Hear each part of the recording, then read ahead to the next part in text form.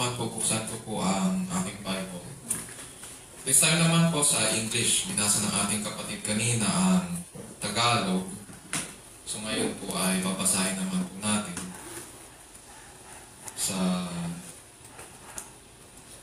mula sa New American Standard Bible.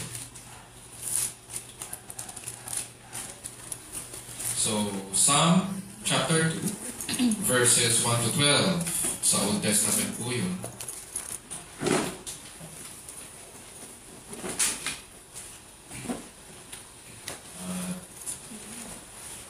Ganito po ang sinasabi.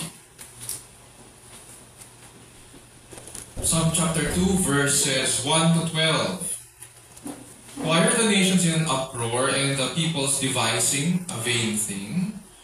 The kings of the earth take their stand, and the rulers take counsel together against the Lord and against His anointed, saying, Let us tear their fetters apart and cast away their cords from us.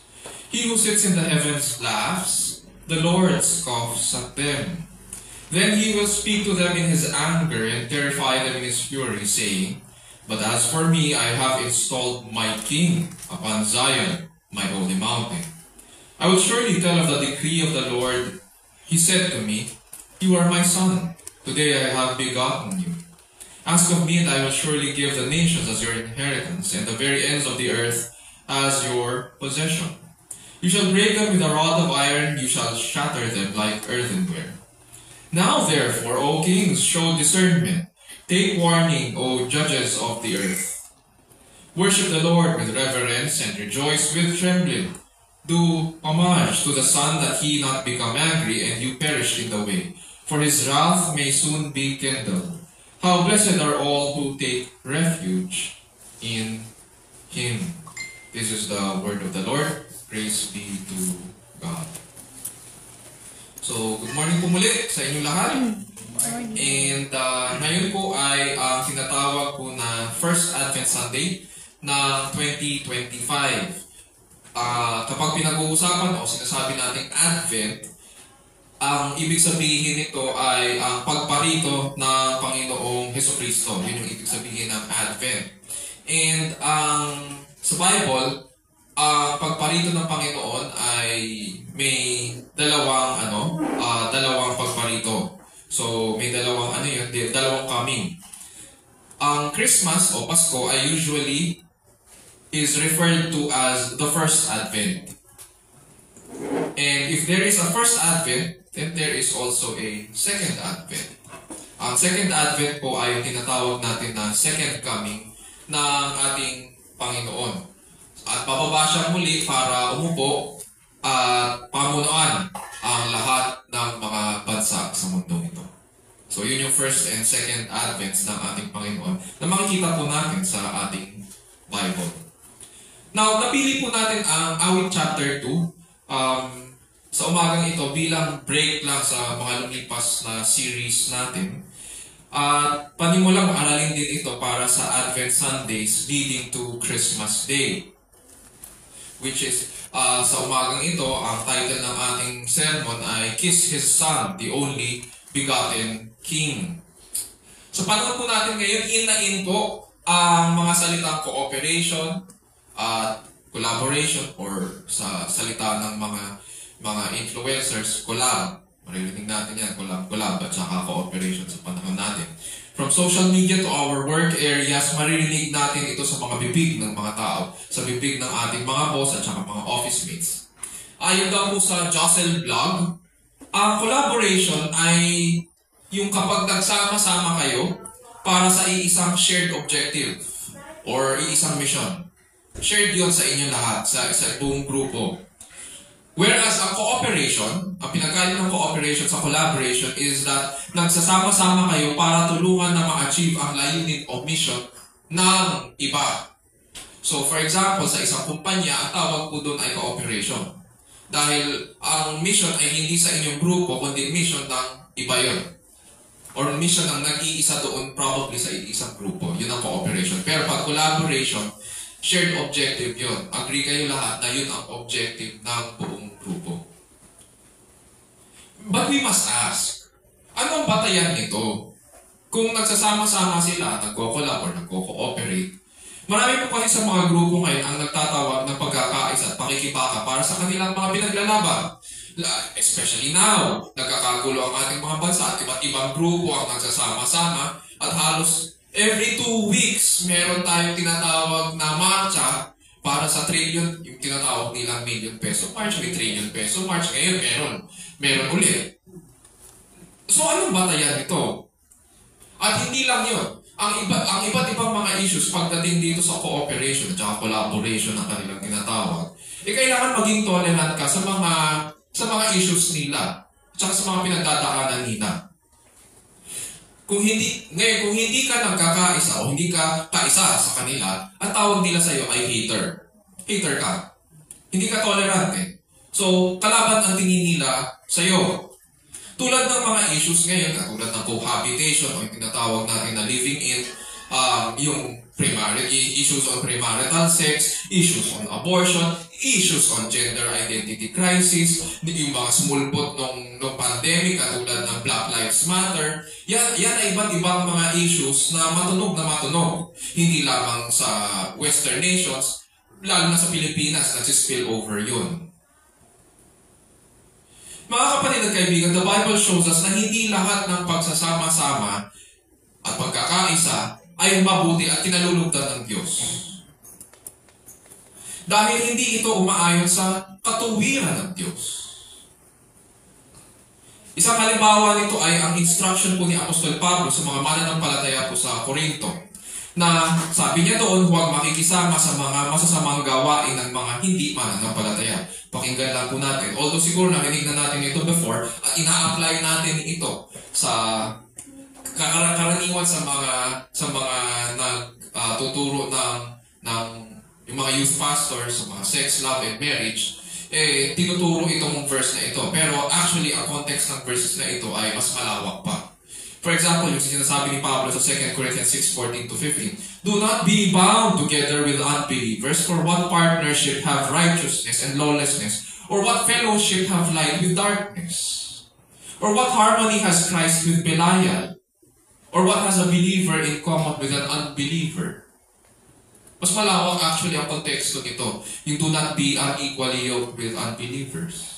Ang ibig lang sabihin ni Pablo dyan, huwag kang makikisama sa mga masasamang gawain ng mga hindi mananampalataya, sapagkat ano pa naman ang kinalaman ni Kristo sa kadiliman o sa kaaway. Meron ba? Isa pang halimbawa, noong November 19 po, may pinost po ako sa Facebook group na The Workman's Bookshelf. Doon, yung iba sa atin ay probably members doon. Doon sa grupo na yun na ina-add na kung saan admin ako. At nag-post po ako doon ng pagkakaisa raw ng 4 na tao na kumakatawan sa 2 sa Roman Catholic Church at 2 mula sa Protestant Evangelicalism. At nagsama-sama sila para sa isang conference. Ang tawag nila sa conference na yun ay FeastCon 2025. And probably ito ay inorganize. Kaya FeastCon ang tawag ay dahil ito ay inorganize ng grupo ni Bo Sanchez.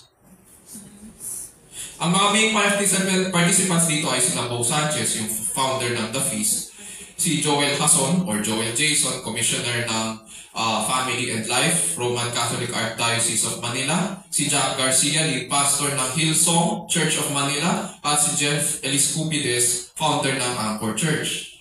Ayon po kay Bo Sanchez sa kanyang post, we're human beings.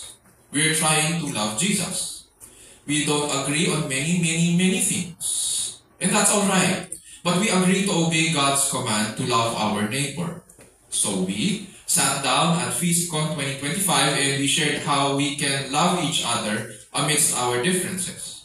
All of us wrote overdue love letters to heal a divided church.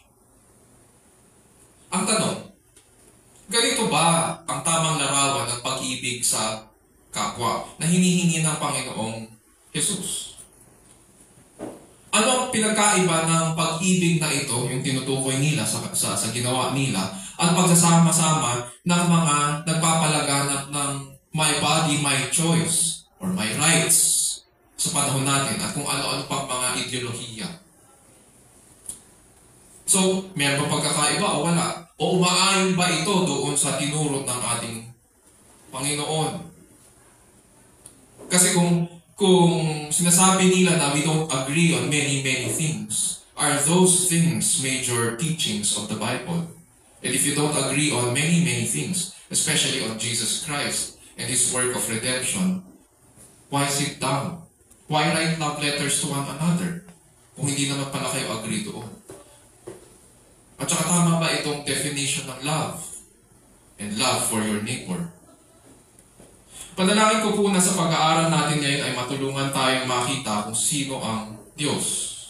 Doon tayo magsisimula. Hindi ka pwedeng magkaisa nang hindi naiintindihan kung sino ang Diyos. At kung ano ang dapat na ating tugon sa Kanyang kapahayagan, sa Kanyang salita. Nawa matuto tayong lumapit ng may pagpapakumbaba sa Kanya at makilala po natin siya sa Kanyang kagandahang loob, para makatungkol tayo sa maayos na pagsamba at pamumuhay ng may pananampalataya sa harapan ng Diyos, sa ilalim ng kapangyarihan ng Diyos, para po sa pagmaghatian ng ating dakilang Diyos. Dito po sa ating aklat na ating pag-aaralan, panalangin ko po na matulungan tayo nito sa kung ano man yung mga issues natin pagdating sa ating faith at saka pagkilala sa Diyos. Itong aklat na ito, itong awit or mga awit ay collection po ng mga panalangin at saka mga songs na ginagamit ng mga Israelites sa public and private worship. Ang Psalms ay isinulat ng at least 7 writers or 7 authors. Napag-aralan po natin yan, yung mga dumaan sa ating introductory study ng Psalms. Ang Psalm 2 po ay sinulat ni Haring David. Although hindi binabanggit doon sa Psalm, pero ganito ang pagkakabanggit ng authorship ng Psalm 2 sa New Testament. Pagkatapos mag-report po ni Apostol Pedro at saka ni Apostol Juan sa church, dahil dinakip sila at kinulong ng mga Jewish authorities, ngayon po nag-pray ang buong church. At ang prayer ng buong church sa Panginoon, binanggit po nila ang Psalm 2. Ganito ang sinasabi sa Acts 4:24-26. And when they heard this, pagkatapos daw ng report ni Pedro at ni Juan, they lifted their voices to God with one accord and said, O Lord, it is you who made the heaven and the earth, and the sea and all that is in them, who by the Holy Spirit through the mouth of our father, David your servant, said, Why did the Gentiles rage and the peoples devise futile things? The kings of the earth took their stand and the rulers were gathered together against the Lord and against His Christ. So pinanggit nila, they made reference sa Psalm chapter 2 sa kanilang panalangin. And ayon sa mga believers nung panahon nila, sabi dyan, it was the Holy Spirit through the mouth of David ang nagsabing ito. So noon palang settled na sa kanila kung sino ang sumulat ng aklat na ito. Itong Psalm 2. At alam nila yon. Sa ating passage, mapapansin natin, sa binasa ng ating kapatid at binasa rin po natin, may crisis na nangyayari. Ayon po sa mga scholars, ang process po ng coronation ng isang hari sa mga bansa ay nagdadala raw ng pangamba sa mga tao at ganoon din sa palasyo. Bakit? Dahil nagbibigay daw ito ng pagkakataon sa mga kinasasakupan na magkaisa at tapusin ang pamamahala ng sumakop na bansa. Which is yung nag-undergo man ng process of coronation. Parang ganito yun kasi. Sa process ng coronation, ibig sabihin, walang hari nakaupo. Walang hari nakaupo kasi kukoronahan pa lang eh. So kapag walang nakaupo, may pagkakataon ngayon ang mga kinasasakupan na, kumbaga sabihin nila sa isa't isa, ayoko na yung pamamahala niya. Gusto na namin makawala. So ang gagawin nila, magugulo sila. Destabilization. Dahil wala nang haring nakaupo. At pwede rin na nagbibigay ito ng pagkakataon sa mga mas malalaking karating bansa na sumalakay at agawin ang kapangyarihan sa mga kinasasakupan. Dahil nga walang haring nakaupo. So ganun yung kondisyon ng Psalm na ating pinag-aaralan. And we need to think about this. Wala nga ba talagang haring nakaupo? Pinalalabas ng mundo na wala. Na tayo ang hari, I am the captain. Madalas maririnig natin yan sa mga bata pag nagde-declaim. I am the captain of my ship, or the captain of my soul. Ako ang Diyos. Ako ang sovereign sa sarili ko. Katulad na lang ng ideolohiyang, my body, my choice. Is it really your body? Do you really own it? Did you create yourself? Did you give life? Did you breathe life to yourself? So, ang tanong natin ngayon sa scriptures, as we approach Psalm chapter 2, ganito po ang magiging tanong natin. As those blessed by the Lord, what should be our response to God's only begotten King? As those blessed by the Lord, what should be our response? Ang assumption ay tayo ay bahagi ng mga pinagpala. So, as those blessed by the Lord, what should be our response to God's only begotten King? So, bilang mga pinagpala ng Panginoon, ano ang katanggap-tanggap na tugon sa hinirang ng hari ng Diyos? Ganito po magiging balangkas po natin sa ating passage ayon sa mga tinig na maririnig natin. May ilang tinig kasi na nagsasalita dito. Sa verses 1 to 3, makikita po natin ang sigaw at balak ng mga bansa. And ang kanilang mensahe ay ang paghihimagsik laban sa haring hinirang. Sa verses 4 to 6, nandyan po ang tugon ng Panginoong Diyos, si Yahweh, sa kanila. At sinasabi niya na tinalaga niya ang haring hinirang. Sa verses 7 to 9, makikita po natin ang tugon naman ng haring hinirang. At tutuparin niya ang panukala ng Diyos. Sa verses 10 to 12, maririnig naman natin ang payo ng manunulat o ni Haring David. At mula sa kanya, bibig maririnig natin ang kapalaran ng lahat ng mga bansa. Buksan natin po ang ating mga Bible sa Psalm chapter 2 at basahin po natin ang verses 1 to 3. At ganito po ang sinasabi, why are the nations in an uproar and the peoples devising a vain thing? The kings of the earth take their stand, and the rulers take counsel together against the Lord and against His anointed, saying, let us tear their fetters apart and cast away their cords from us. In verse 1, makikita natin na namamangha si Haring David. Pero hindi po ito mangha na may halong paghanga. It is not a positive response. Namamangha siya dahil may ginagawang walang kabuluhan ang mga hari at bansa. Sabi niya sa verse 1, why are the nations in an uproar and the peoples devising a vain thing? Pag sinabing nations dito, ito po yung mga karating bansa sa Israel. Sa New Testament, ang ginamit sa Acts chapter 4, Gentile nations. Ibig sabihin lahat ng bansa na hindi kabilang, na hindi part sa Israel, na hindi Israel. So we can imagine na lahat ng countries sa buong mundo ay refer dito. At itong mga countries na ito na hindi Hudyo, hindi Israel, ay nagbabalak raw ng isang vain thing. Sa original language, ang salitang vain ay nangangahulugang empty o walang saysay, walang halaga. Sa street language, ang tawag ay walang kapararakan, walang kabuluhan, walang kahihinatnan na maayos. And so makikita natin dito, may ginagawa ang mga bansa at mga hari na walang kabuluhan. Anong kalokohan ito? Parang ganon. And so there is no blessing dito sa ginagawa nila. Ano ba itong ginagawa nila? It is expected po na kapag ang mga hari ay namumuno ay nagtitipon, dapat ang kanilang meeting ay may kinahihinatnan at makabuluhan. It should show wisdom. Natural, kayo ang mga leaders ng mga bansa. Kayo ang mga hari eh. Dapat magpakita kayo ng karunungan. Pero the Bible reveals to us yung irony dito sa ginagawa nila. Nagtipon sila, nagsama-sama sila, pero ang assessment ng Panginoon, walang kabuluhan yan.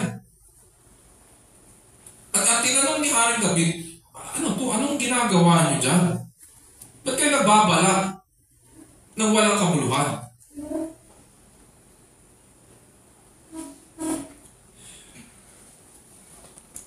Itong mga world powers at yung mga hari na nandito, hindi po sila nagpakita ng karunungan, kundi kamangmangan.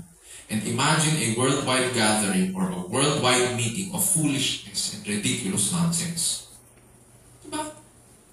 Ikaw ba pupunta sa isang meeting o conference o kahit anong gathering na alam mo walang kabuluhan o walang maayos na kahihinatnan? Hindi. Hindi ka pupunta. Tanda ko, nung nasa office pa ako, pag minsan sa isang buong araw, 3 o 4 na meeting, meron akong mga meetings na hindi na pinupuntahan. Tatanungin ko lang kung ano ba agenda niyan, anong objective niyo dyan. Kailangan niyo pa talaga ako dyan? Kailangan niyo ba? Bakit hindi niyo na lang pag-usapan yan online, pag-desisyonan niyo? Bakit kailangan pa mag-meeting lahat-lahat? Tapos uubusin niyo yung oras sa isang buong araw, parang feeling mo hindi ka productive. May mga meeting na gano'n. And this is that type of meeting na puro foolishness and ridiculous nonsense. Ano raw ang nonsense na kanilang ginagawa? Verse 1, sabi ni Haring David, the nations in an uproar. So verses 2 and 3, the kings of the earth take their stand and the rulers take counsel together against the Lord and against His anointed, saying, let us tear their fetters apart and cast away their cords from us. In other words, nagkakagulo po sila. Galit na galit ang mga bansa at nagtataas ng mga kamao sa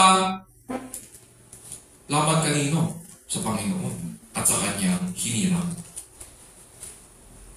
At itong mga hari raw, para raw mga tulisan at mga sanggano na magsama-sama at iisa lang ang kanilang sinisigaw. Let us tear their fetters and cast away their cords from us. Yun yung plano nila. Noong unang panahon, kapag siguro kahit hanggang ngayon, ang iba sa atin na sanay sa bukid at familiar tayo sa farm conditions, kapag nilalagyan po ng pamatok ang mga baka sa kanilang mga balikat, hindi mo naman ipapatong lang yung pamatok doon. Makikita po natin yung iba nilalagyan ng parang hikaw sa ilong. Tinatalian yun, di ba? May tali yun.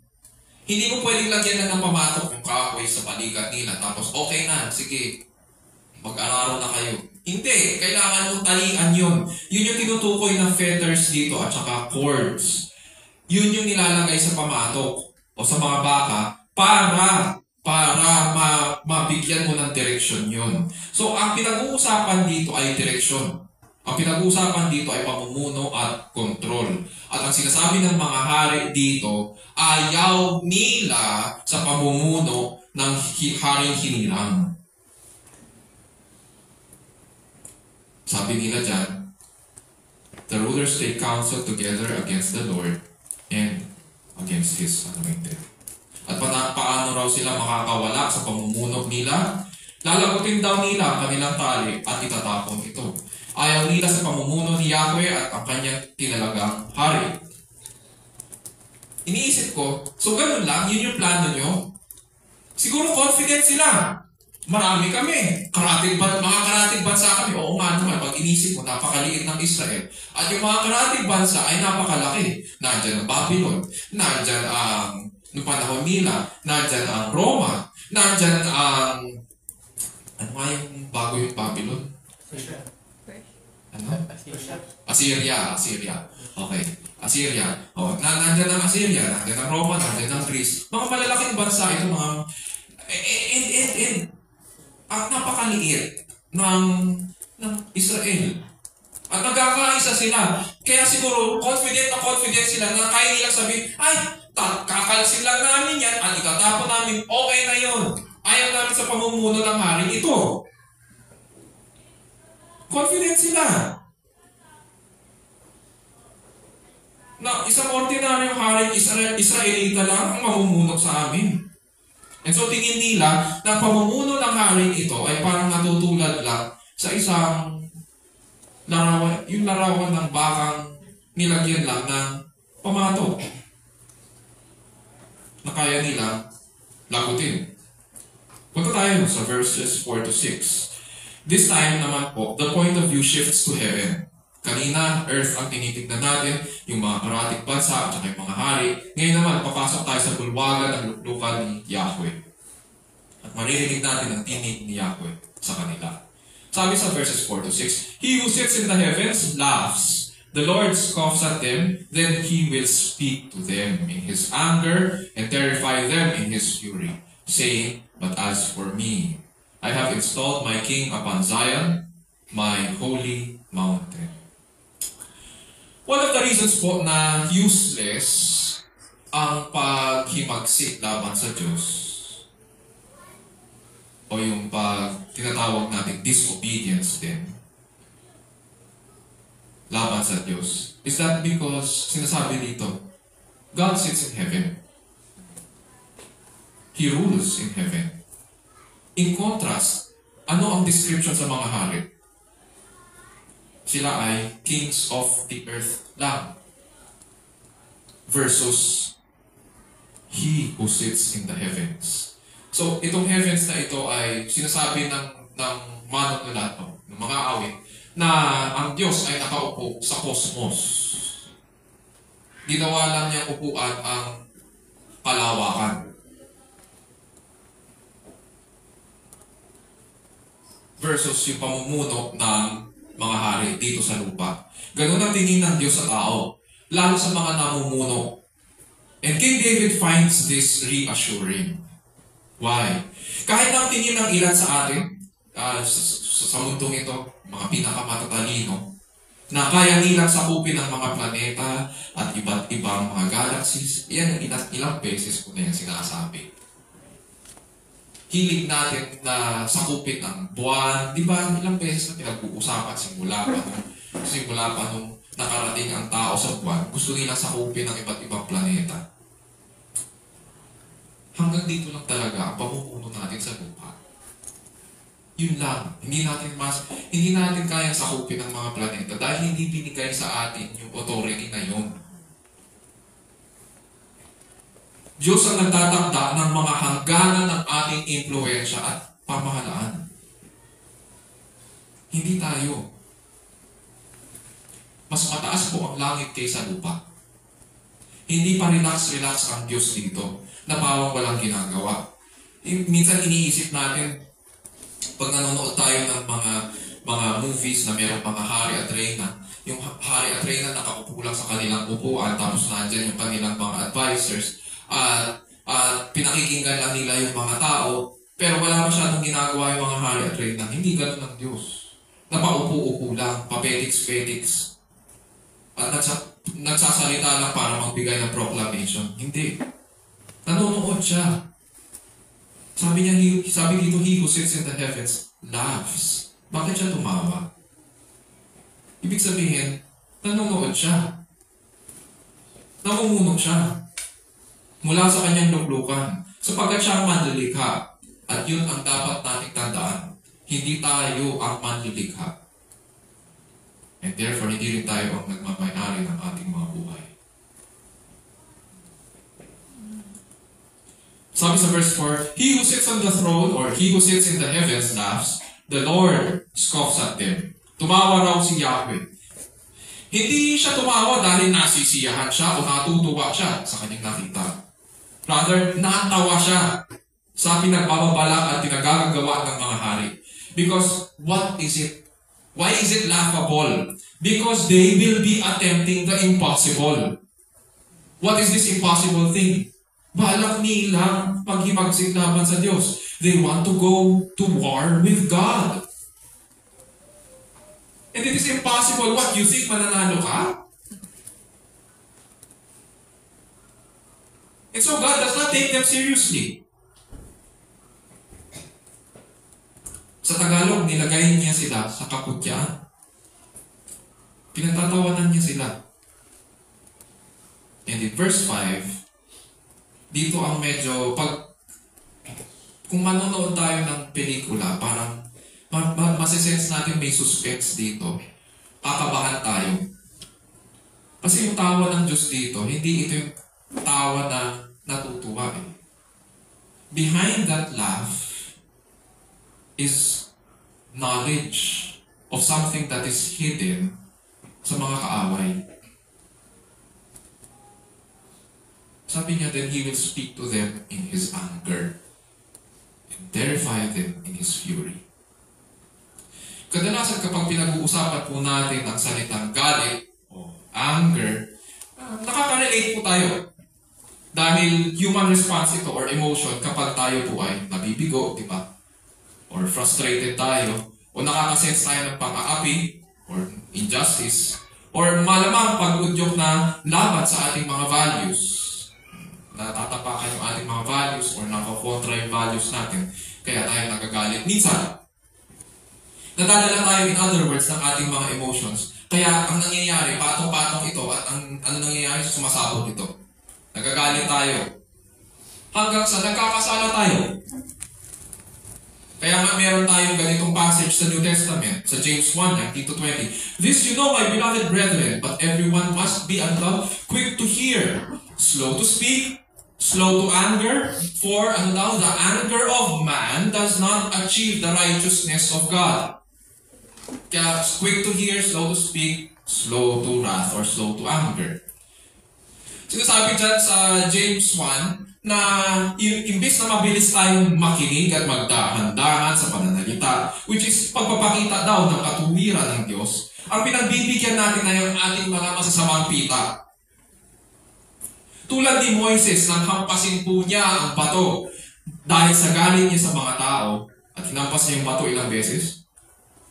Natandaan po ba natin? Nampas po niya yung bato 2 beses. Dahil sa galit niya sa mga tao, sa mga Israelita. Imbis na kausapin ang bato, ang utos sa kanya ng Diyos, kausapin mo para lumabas dyan ang tubig. Sa kakareklamo ng Israel, kakalabas lang nila sa Ehipto. Ang ginawa niya sa galit niya sa mga tao, dahil reklamo ng reklamo, hinampas niya. Hindi niya sinunod ang Diyos. And so God was not glorified dito sa ginawa ni Moises, kaya hindi po siya nakapasok sa Kanaan. Ganon ang galit ng tao. Ang galit po ng Diyos dito ay hindi tulad sa tao na may bahid ng kasalanan. When God is angry, He does not sin. Hindi rin siya nadadala ng kanyang galit. Hindi tulad natin. Ang galit ng Diyos ay ang tugon niya laban sa ating pagbabaliwala sa kanyang mga babala at para patibayin din niya ang kanyang katuwiran at katarungan. God does not tolerate rebellion. And He also does not settle for less than a victory kapag hinamon siya. He is always victorious sa kanyang mga laban. And so itong galit ng Diyos is a display of holiness. At hindi dapat natin tinutulan sa ating mga emotions. Scholars will say na itong sinasabing galit ng Diyos ay, anong tawag nila dun sa theology ay mga anthropomorphisms or may kinalaman din sa emotions ng tao. Dinidescribe yung response ng Diyos in human terms. Dahil walang sapat na description para dito. So, ina-accommodate lang yung mga salita natin. Pero what we can understand is that this is a display of God's righteousness and holiness. Sa ating passage, ang mga hari ay parang ngayon, pag tinignan natin, ito parang, imagine natin parang mga langgam na nagsama-sama laban sa kanilang manlikha at sumisigaw sila, ayaw namin sa pamumuno at pamamalakad mo. Saan ka nakarinig ng gano'n? Langgam. At ganito, susubukin na kalabanin ng Diyos. So, asan ang katwiran doon? Asan ang katinuan sa gano'n? So, anong ginawa ng Diyos bilang tugon sa kanila? Pinag-usapan sila ng Diyos ng may buong pagsik sapagkat wala sila sa katinuan. At dahil dito, nanginig silang lahat daw sa takot. Diyos, in other words, Diyos po ang pumipili at siya po ang naglalagay, siya ang nagtatalaga. Hindi po ang mga hari ng bansa. Kaya mapapansin nyo sa panalangin natin, every week, pag pinag-uusapan natin ang mga mamumuno natin, yung mga leaders natin in government, lagi ko pong sinasabi, we understand that they are your ministers too. Diyos ang nagluluklok ng mga namumuno. Kaya mag-iingat din tayo sa mga sasabihin natin. Hindi tayo tulad ng iba na kung ano-ano na lang pagmumura ang ginagawa laban sa mga leaders natin. Hindi ko naman din ibig sabihin na dahil mali ang kanilang ginagawa, dapat na itolerate yun. Hindi. Ang sinasabi ko lang, mag-ingat, tahan-tahan tayo sa ating mga sasabihin. Dahil Diyos ang naglagay sa kanila para mamuno at siya rin ang sisingil sa kanila.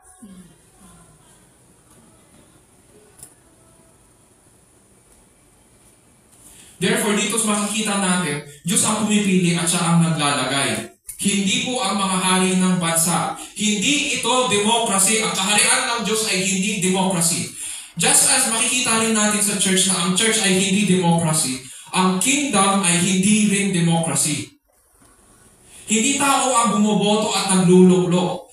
Diyos ang nagluluklok ng kanyang hari at ang kanyang place of residence, itong haring hinirang na ito, dito sa Psalm 2, ay ang bundok ng Zion. Bundok ni Yahweh. Bakit sila nang ilabot? Ano bang sinabi ni Yahweh sa kanila?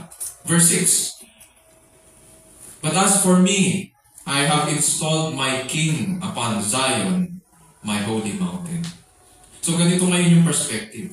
Dahil pinili nilang maghimagsik laban sa hari na hinirang ng Diyos, na siyang dapat mamumuno sa kanila, anong ginawa nila? Ginawa nila siyang kaaway. At dahil tinuring nila siyang kaaway, kaaway ngayon din ang tingin sa kanila ng Diyos. Pag in-apply natin yun sa panahon natin ngayon, nakakapangilabot kasi, alam mo yun, nandun na tayo na hindi matino ang mga leaders natin. Pero sa oras na tinuring mong kaaway ang mga leaders mo, Diyos ang nagluklok din sa kanila. Anong sinasabi natin? Sinasabi natin na ginagalang natin ng Diyos, pero hindi natin ginagalang yung nilagay niya. Oo, nandun na may nagkakasala ang tao. At sabihin natin na wala sa katinoan ng leaders natin. Pero hindi ibig sabihin na papastusin natin sila. Hindi rin ibig sabihin na maghihimagsik din tayo dapat sa kanila. Kaya nga, hindi tatanungin nyo ang inyong pastor, sasabihin ko, huwag kayong sasali sa kahit anumang pagsasama o pagpupulong o pagkakaisa laban sa paghihimagsik sa mga current leadership. The Bible does not encourage rebellion sa mga ganyang bagay. There is order at dapat natin sundin ang order na pinapakita ng Scriptures. Lalo na yung mga nag-organize na on the Lord's Day, on a Sunday, tapos sasabihin ng ibang mga church leaders, o kailangan nandito kayo, makita kayo. Huwag niyong susundin yung mga ganong klaseng mga church leaders, kahit evangelical pa yun. Hindi nila alam ang kanilang ginagawa. Meron mga ganon. Hindi ko na lang sasabihin, mamaya pag-usapan natin. May nakita na naman kasi akong letter eh. Evangelical daw, pero sasali sila sa mga ganyang bagay. Hindi nila naiintindihan. And so, sino ang hindi manginginabog sa ganito? Sa verses 1 to 6, makikita natin yan, it is ridiculous nonsense to rebel against the Messiah King because it invites the judgment of God. Verses 7 to 9. Tingnan naman natin ang tugon ng hinirang na hari sa kanila. Sabi dyan, I will surely tell of the decree of the Lord. He said to me, you are my son. Today I have begotten you. Ask of me, and I will surely give the nations as your inheritance, and the very ends of the earth as your possession. You shall break them with a rod of iron, you shall shatter them like earthenware. Noong unang panahon, paniwala po ng mga bansa sa ancient Near East na ang mga hari po ay anak ng Diyos. Literal yun. Na pinanganak po sila ng kanilang mga Diyos-Diyosan para maghari doon sa kanilang bansa. And so, ang nature nila ay divine. Last time ginamit ni Julia daw yung sa kanta nila para sa mga teachers. Ang ibig sabihin ng divine, may nature ka na likas sa'yo ang pagiging Diyos. Yun ang ibig sabihin ng divine. May pagka-Diyos. And so, ganun din ang mga hari sa ancient Near East. Tingin nila sa sarili nila ay divine. May pagka-Diyos. Ang pinagkaiba sa Israel ay tinuturing ng Israel ang mga hari na anak ng Diyos hindi dahil sa pinanganak sila ng kanilang Diyos, kundi dahil sila po ay may tipan sa Kanya. Sila po ay may covenant relationship sa Kanya. Kaya ang mga hari nila ay tinuturing na anak. And on the basis of this relationship, may pangako ngayon ang Diyos o commitment sa bawat covenant partner. Or in this case, yung covenant partner na king. Nang nagbabalak si Haring David po na magtayo po ng templo para sa Diyos kasi napansin niya na walang templo para doon sa Ark of the Covenant. Pero siya, napansin niya na napakalaki ng kanyang palasyo, pero wala man lang bahay para doon sa Panginoon. Sinabi niya sa Panginoon ang kanyang plano. Pero tumuto lang Diyos sa kanyang mga mungkahi. Bagkus ganito ang naging pangako ng Diyos naman kay Haring David. Sabi niya, when your days are complete, sa 2 Samuel 7:12-14, ito po yung Davidic Covenant. When your days are complete and you lie down with your father, sabi ng Diyos kay David, I will raise up your descendant after you, who will come forth from you, and I will establish his kingdom. Ano klaseng kingdom ito? Sabi ng Diyos, he shall build a house for my name, and I will establish the throne of his kingdom forever. Sino yung taong matatandaan ba natin sa history ng Israel na ang kanyang sinong hari doon ang na-establish ang throne at saka kingdom forever? Meron ba? I will be a father to him and he will be a son to me. Ang bawat hari ngayon sa Israel, mula kay Haring David, ay may ganitong commitment mula sa Panginoon. Itong pinanghahawakan nila ito. Ngunit iisa lang po. Iisa lang ang naging tapat at nagtaguyod ng sambahayan ng Ama. Ang hanggang ngayon tinitipon niya ang kanyang mga anak. Isa lang ang sinabihan ng Ama din sa kasaysayan. This is my beloved Son, in whom I am well pleased. Isa lang ang sinabihan ng Ama. At siya ang nagsasalita dito na pinangakuan ng Ama at ganito ang kanyang kapasyahan ayon sa pangako ng Ama. Basahin ko po sa Tagalog itong verses 7-9. Ikaw ang anak kong pinakamamahal at magmula ngayon, ako namang ito ang giliw mong Ama sa habang panahon. Hingin mo sa akin ang lahat ng bansa at ibibigay ko. Ano mang narito sa buong daigdig ay magiging iyo. Pamahalaan mo ng kamay na bakal. Kanina parang doon sa Tagalog ang ginamit ay tungkod na bakal. Okay. Ang lahat ng ito at tulad ng palayok, durugin mo sila sa mga kamay mo. Napaka-vivid po at nakakasindak yung imagery na binigay dito ng hari. Dahil sa kapangyarihan na ibinigay sa kanya ng Ama at yung pangingibabaw sa mga kaaway. Kapag nanonood po tayo ng mga, ako gusto ko pinanonood ang Lord of the Rings at saka Game of Thrones dahil sa pinag-uusapan dyan yung mga strategies ng mga kaharian at kung paano nila sakupin ang mga kanilang mga kaharian sa digmaan. Bago po sila magsagupaan, kailangan pumili ng champion po ang bawat kaharian o ang bawat hari para ganapin ang kalooban ng hari sa digmaan. Itong champion na ito, siya po ang pinakamagaling na mandirigma sa buong kaharian. Sa ating passage, ang pinakamagaling na mandirigma dito ay yung Haring Hiniram. Siya po ang champion ng Diyos. At siya ang tutupad sa kalooban ng Ama at hindi siya matatalo sa digmaang ito. Tulad daw ng paleo, walang kahirap-hirap niyang tuturukin ang mga kaaway. Siya ang maghahari sa kanilang lahat at wala silang magagawa para pigilin yun. And therefore, makikita natin, His power is absolute. Walang magagawa ang mga bansa, kahit gaano pa sila karami, kahit gaano pa sila kalaki, laban sa kanyang kapangyarihan. Ganito ngayon ang kapangyarihan ng hinirang na hari. Sa verses 7 to 10, nakikita natin that God is able to accomplish His plan without any resistance. Without any resistance through His only begotten King. God is able to accomplish His plan without any resistance through His only begotten King. Okay lang po ba? O malamig lang?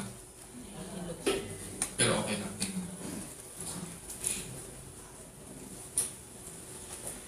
Proceed tayo sa verses 10 to 12. Tingnan natin ang kapalaran ng mga bansa. At nagsasalita dito muli si Haring David. Balik tayo sa lupa, sa point of view ng writer. Sabi dyan, "Now therefore, O kings, show discernment, take warning, O judges of the earth.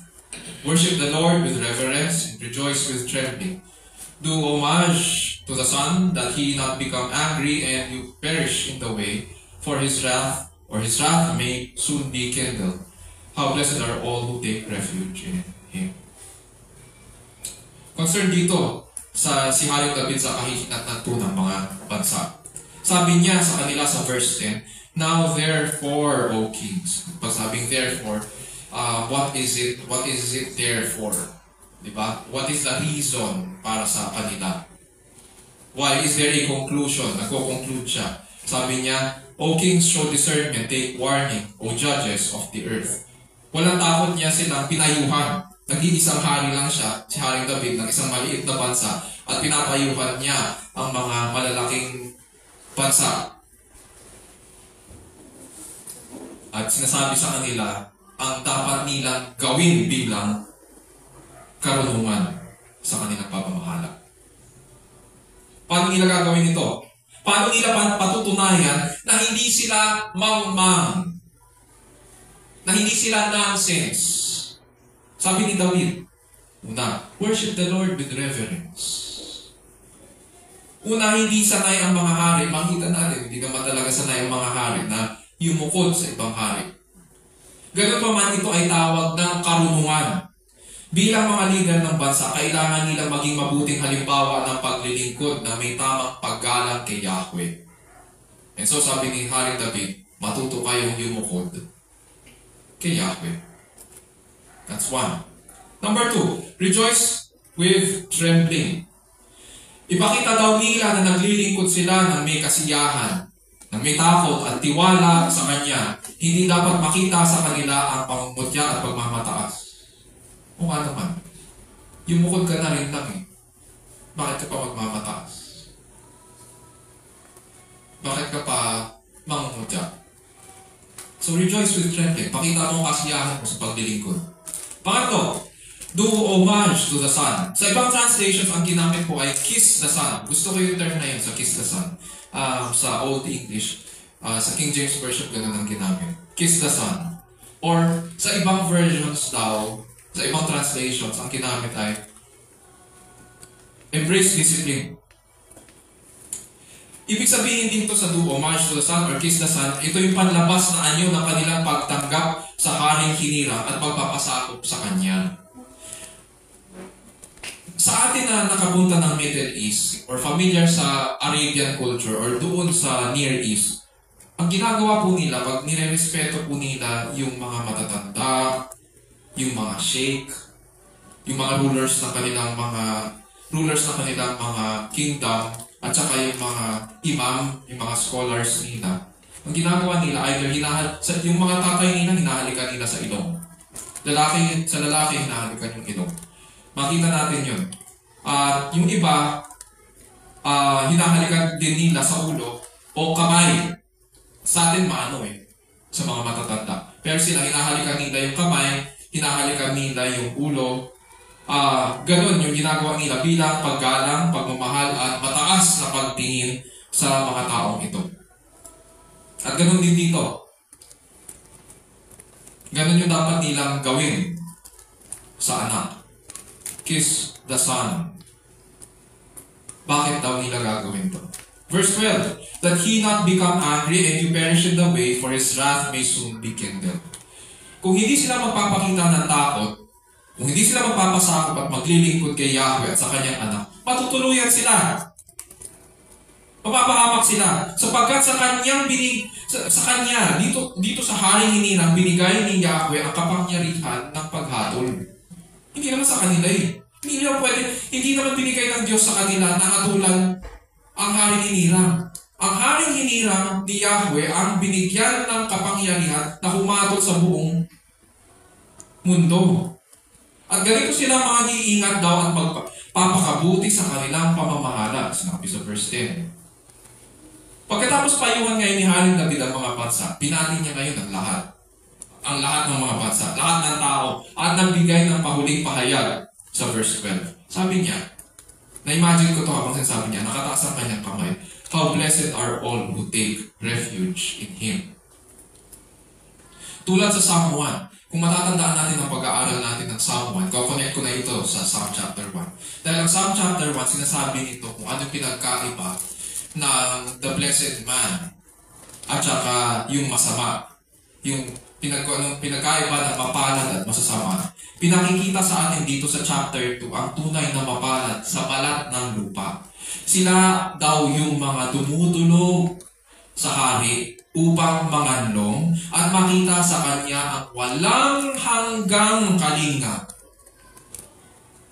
Sila ang lumalapit sa kanya at dumidepende sa kanya. Sa English, ang sinabi lang, they are those who take refuge in Him. Pero yung salitang refuge kasi nawawala sa English. Sa pandinig natin nawawala. Ang ibig lang sabihin niyan, laging magulo sa mundong ito. Hindi naman natatapos ang kaguluhan dito. Hindi rin natatapos ang kasamaan. And so, our only refuge is the King. And we need this King. Tayo ang nangangailangan. At yun yung sinasabi dito, yung mga mapalad daw, ang tunay na mapalad sa balat ng lupa ay tumutulog sa Kanya.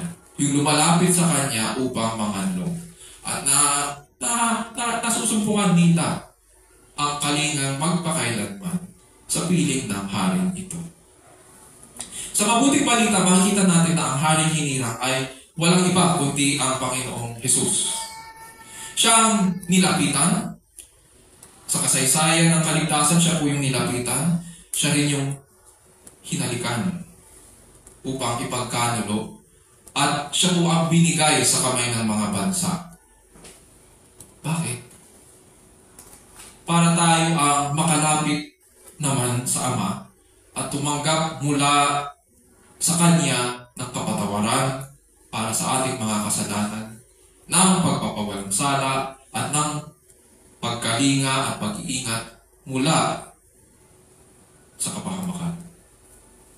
So now, as those who are blessed by the Lord, what should be our response to God's only begotten King? Napag-aralan na po natin na ang kamangmangan at walang kabuluhan ang magkaisa para maghimagsik at lumaban sa haring hinirang. Why? Because it invites judgment. Kaya walang kabuluhan ng bagay na yun. Walang kahihinat ng maayos. Hindi nagugulat ang Diyos sa mga ginagawa ng mga bansa ngayon. And for all of history, alam ng Diyos yan. Simula nung magkasala ang tao, kitang-kita ang ginagawa ng tao. Sa Babel pa lang, makikita na natin kung paano magkaisa ang tao laban sa Diyos. At ganoon din nung panahon bago dumating ang dilubyo sa panahon ni Noah. Alam na alam ng Diyos ang kanyang bagay. At gaganapin niya ang kanyang kalooban at panukala nang walang kahirap-hirap sa pamamagitan ng kanyang haring hinirang. Ang tunay na mapalad ngayon ay patuloy na tumutugon sa pagtutulog sa hari upang manganlong at makita sa kanya ang walang hanggang kalinga. Mga kapatid, all throughout history, walang ginawa ang mga hari at bansa sa mundong ito, kundi magsama-sama upang maghimagsik laban sa Diyos. Simula nang mahulog ang tao sa kasalanan, ganyan na yung ginagawa. Scriptures tell us, especially sa Romans 1:21, kahit na kilala na nila ang Diyos, sabi ni Pablo, siya ay di nila pinarangalan bilang Diyos, ni pinasalamatan man. Sa halip, naghaka-haka sila ng mga bagay na walang kabuluhan at nadimlan ang kanilang mga hangal na pag-iisip. So matagal nang naisulat ang kapalaran ng mga bansa at hari sa lupa at hindi maganda ang kanilang kahihinatnan. At kahit superpower pa yan, at lahat ng majority of resources ng lahat ng bansa sa mundo ay nasa kanila, kamangmangan ang magiging kaaway ng Diyos at kanyang hari at magsilbi nawa itong babala sa buong sangkatauhan. Number 2, sa atin na nagmamahal sa haring hinirang, nawa magsilbi itong aliw, sapagkat pangako niya na ang lahat ng dumudulog sa kanya ay hindi niya paaalisin. Sapagkat malapit sa kanya, o malapit siya sa lahat ng nagsisitawag sa kanya. Lahat ng nagsisitawag sa kanya sa katotohanan. Yun na yun ang basis ng pagsasama-sama. Katotohanan. There is no such thing as unity, pero you are far from the truth. Hindi niya tatalikdan ang kanyang pinangako sa kanyang tipan. Sabi nga niya, at kayo'y magsisitahan sa lupain na binigay ko sa inyong mga magulang. At kayo'y magiging aking bayan, at ako'y magiging inyong Diyos. Yun yung pangako ng Diyos. New Covenant promise niya sa Ezekiel 36. Kaya magpatuloy tayo sa Kanya na siya sa Kanya na nag-iingat sa atin. Sa gitna ng mga pag-uusig at karakasan, manatili tayo sa Kanya sapagkat siya ang ating kalinga at tutuparin niya ang Kanyang panukala sa ating ikaliligtas. Mga kapatid at kaibigan, ang Advent o pag-celebrate natin ng Christmas ay hindi tungkol sa mga pagtitipon natin. Hindi yun ang center ng story. It is not about our shared goals for next year. Hindi rin siya tungkol sa give love on Christmas Day. Or yung preferences natin na maging masaya tuwing araw ng Pasko. Kasi yung iba sa atin, gusto lang makakita ng mga kumukuti-kutita. O yung iba sa atin, gusto yung iba't ibang kulay. Yung iba sa atin, gusto na nagde-decorate. Meron iba na nagsasabi ang Pasko ay para sa mga bata lamang. May kanya-kanya tayong mga preferences. It's not about us. Ang totoo niyan, ang tunay na pagkakaisa ay nagkakaisa sa katotohanan. True unity flourishes in the truth, not in falsehoods and selfish preferences of men. Ang Advent is about God who happily appoints His only begotten King to redeem us. He laughs at mankind's rebellion, He sets things aright, and reigns over all things. Dahil siya ang naghahari sa lahat, ganito ang masayang tugon ng mga mapalad sa harapan ng Diyos. Kiss the Son. Let us take refuge in God's only begotten King. Isapuso natin ang mga bagay na ito at luwalhatiin po natin ang ating tapat at takiyan